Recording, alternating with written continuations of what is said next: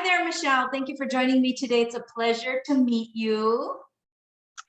And likewise, thank you so much for having me. I'm really looking forward to sharing my story and sharing with the world what it is that we do. Amazing. Great.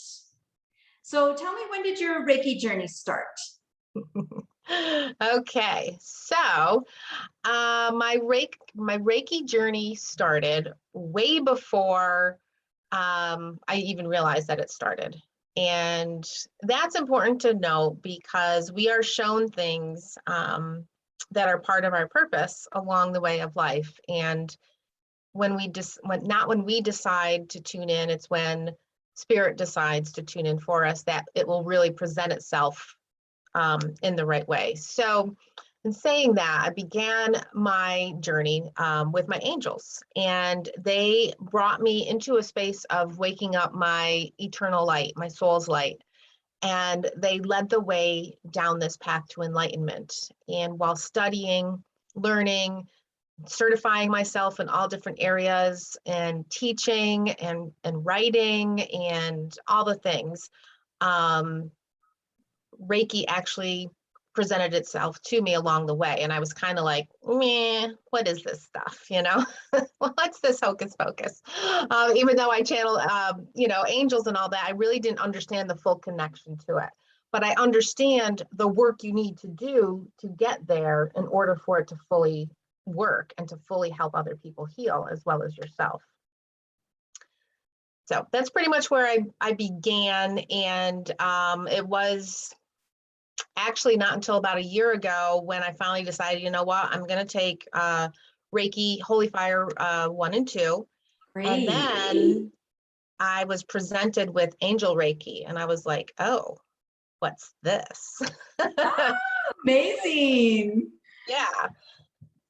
So as I was taking the course, I realized and recognized that this is all the things that I've been doing already.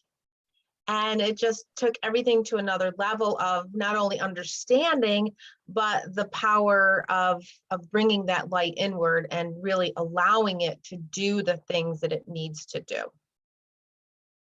What did you learn most about yourself through this whole process, Holy Fire and Angel Reiki? One, I know what I'm talking about. Right? I mean, sometimes, especially in this type of work, when you're talking, you're kind of like, okay, really? Like, am I making this stuff up? But when you're channeling messages and then you read it somewhere else, and then you're taught from another person the techniques and things that you're already doing, it's great reassurance, and it helps to build your confidence and your strength in what it is that you do. Amazing. Are you currently practicing right now? You're taking clients?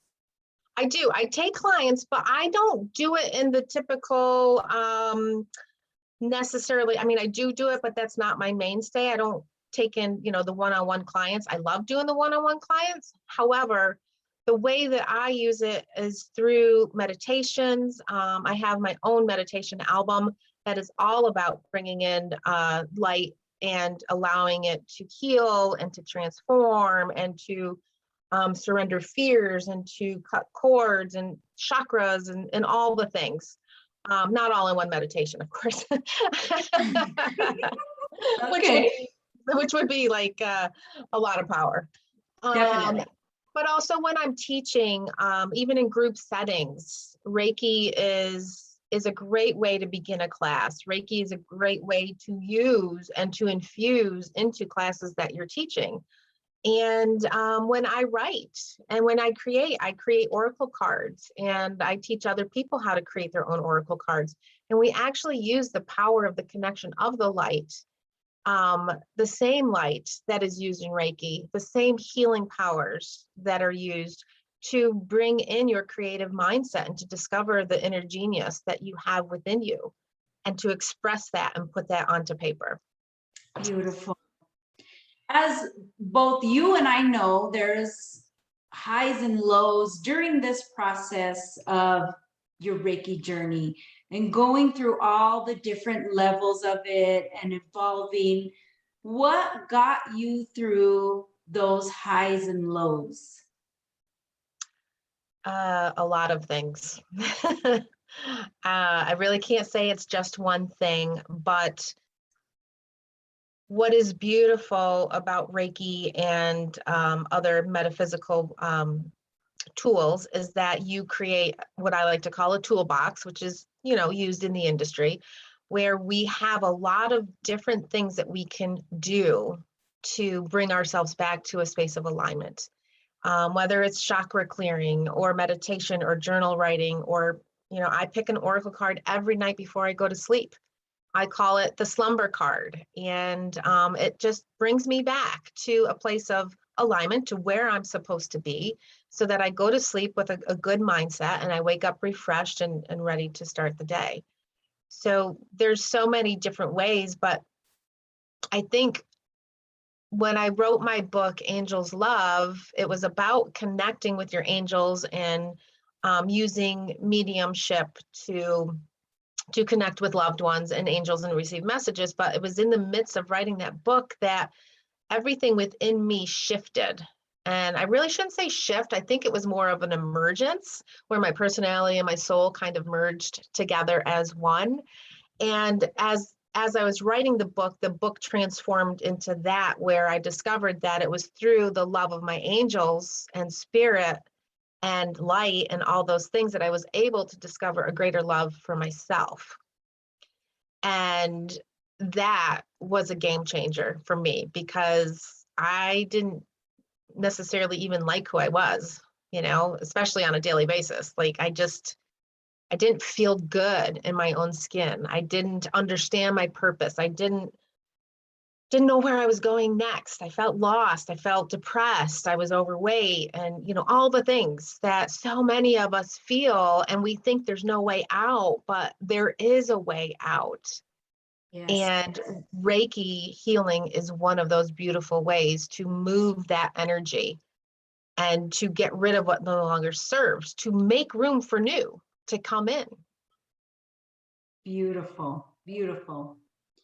What advice or recommendations would you have to any upcoming Reiki masters? Patience. Be patient with yourself. Be patient with the journey. Allow things to unfold in the manner that they need to unfold. Don't try to push the outcome, because that's going to frustrate you. That's going to increase your stress levels. And that's going to diminish your confidence in what it is you're trying to do. This is a journey. It's not a race, which I know has been said. Life is not a race, but in this fast-paced world, we feel like we need everything right now, and tomorrow is too late. But tomorrow is not too late. And let it unfold. That's beautiful, amazing advice. I really love that. Straight from the heart. Thank you so much Yeah. for that. So if anyone would like to get in contact with you, how would they do that? But before you answer that, is there a particular focus that you work around? Is there, you work maybe with just women, animals? Do you have a particular focus, or if there's anyone that would just like to get in contact with you? My main focus is really for people that are seeking personal freedom. And the way we do that is to, look at our emotions and our feelings and transform them into different ways to recognize what that freedom means. So men and women, I have worked with men, but my main demographic is women of all ages. And I mean, I've done Reiki healing on animals before, but that's not my thing, but it's definitely something I can do. Okay, So great. people can follow me on Facebook, Michelle Irene, MiChelleIrene, or michelleirene.com, which is my website with all my services, courses, meditations. There's free meditation downloads on there. The meditation album is available. And yeah, that's the best way to get in contact with me. Great. Thank you so much, Michelle, for taking the time today to let us know about your journey, beautiful, very beautiful, by the way. Thank Thank you you. so much. So Thank I you. wish you the best. Thank you. And And same to you. And I oh, just have to say, I don't know if it's your light or your shadowing, but you have a beautiful white aura surrounding you. And oh, it's just kind of like going out into, it's beautiful. It's probably like 4 or 5 inches wide of white, literally surrounding your head and your arms. And so beautiful. you're Thank glowing, my you. friend. Thank you so much. I appreciate that. Thank you, Not a Michelle. It problem. was Thank great to you. connect with you. Same. Thank you.